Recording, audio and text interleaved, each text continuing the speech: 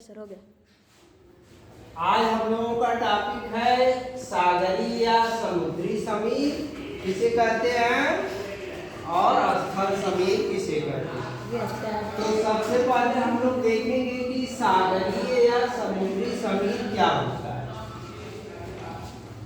दिन के समय में जब सूर्य का तापमान अधिक होता है, टेम्परेचर बढ़ता है, तो जल की तुलना में स्थल जो है जमीन या भूमि जल्दी ही गर्म हो जाती है। तो जब जल्दी ही गर्म हो जाती है तो स्थल की या जमीन के ऊपर की हवा जो है जल्दी गर्म होगी और जल्दी ही गर्म होने के कारण यह ऊपर की ओर उठने लगती है ना। तो जब ऊपर की ओर हवा उठने लगती है तो यहाँ का जो स्थान होता है हवा का वो विरल हो जाता है, खाली हो जाता है। तो वहाँ की वायु का स्थान भरने के लिए सागर की तरफ से, समुद्र की तरफ से, जो कि जमीन की तुलना में काफी देर में गर्म होगा जल, वहाँ की हवा जो है इस स्थल की ओर जगह को भरने के लिए आ जाती है। तो इस तरह की समीर को जो स्थल की तरफ से सागर की तरफ से स्थल की तरफ आ जाती है, उस समीर को समुद्री समीर या सागरीय समीर कहते हैं, है ना। समुद्री समीर का मतलब है, सागरीय समीर या समुद्री समीर का मतलब है सागर की तरफ से आने वाली समीर, ठंडी हवा, मंद हवा। तो जब भी दिन का समय होता है, टेम्परेचर अधिक होता है, तो जमीन जो है, भूमि जो है जल्दी ही गर्म हो जाती है। और जब गर्म हो जाएगी तो वहाँ की वायु जो होगी गर्म हो जाएगी और गर्म होगा तो वायु ऊपर की ओर चली जाती है। तो उसका स्थान भरने के लिए जो सागर की तरफ की ठंडी हवा रहती है उसकी तुलना में, वो उसका जगह भरने के लिए खिंच जाती है, चली आती है। तो इस तरह की समीर को समुद्री समीर कहते हैं। तो ये कब होता है? दिन के समय में, क्योंकि दिन के समय में सूर्य उगेंगे, टेम्परेचर बढ़ेगा, तो जल की तुलना में स्थल या जमीन जो है जल्दी ही गर्म हो जाती है।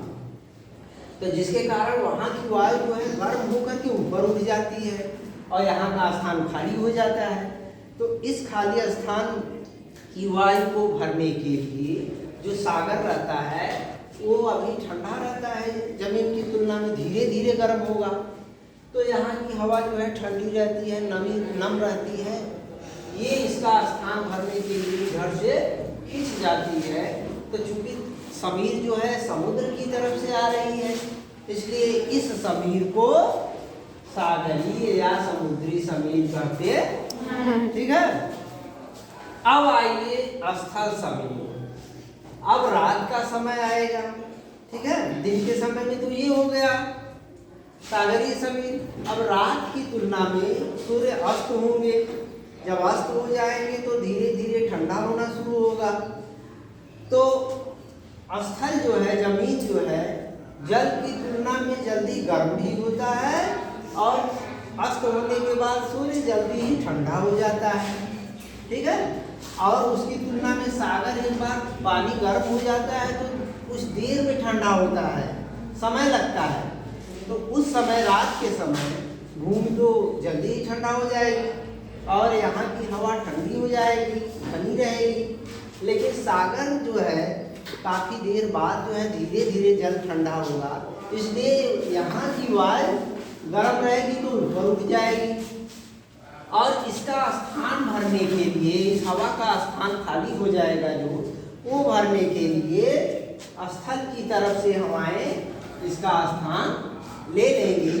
तो चूंकि ये स्थल की तरफ से हवा आ रही है, समीर आ रही है, थोड़ी ठंडी हवा आ रही है, इसलिए इस समीर को स्थल समीर कहते हैं। ठीक है ना।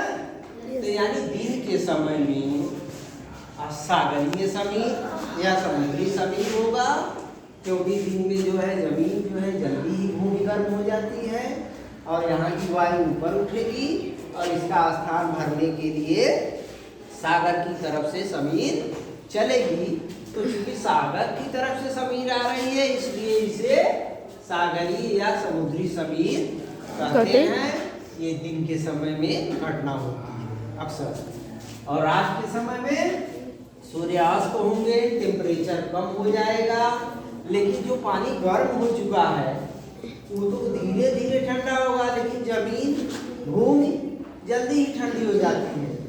तो यहाँ तो वायु ठंडी हो गई, लेकिन यहाँ की वायु अभी गर्म है, क्योंकि जल गर्म है, धीरे धीरे ठंडा होगा। तो यहाँ की वायु तो ऊपर होगी, और इसका स्थान भरने के लिए स्थल की तरफ से समीर आएगी, ठंडी हवा आएगी, और चूंकि स्थल की तरफ से चल रही है समीर, इसलिए इसे स्थलीय समीर कहते हैं। ठीक है, ठीक है। अब अगले टॉपिक के लिए दूसरे दिन मिलेंगे, तब तक के लिए आप लोगों को गुड बाय।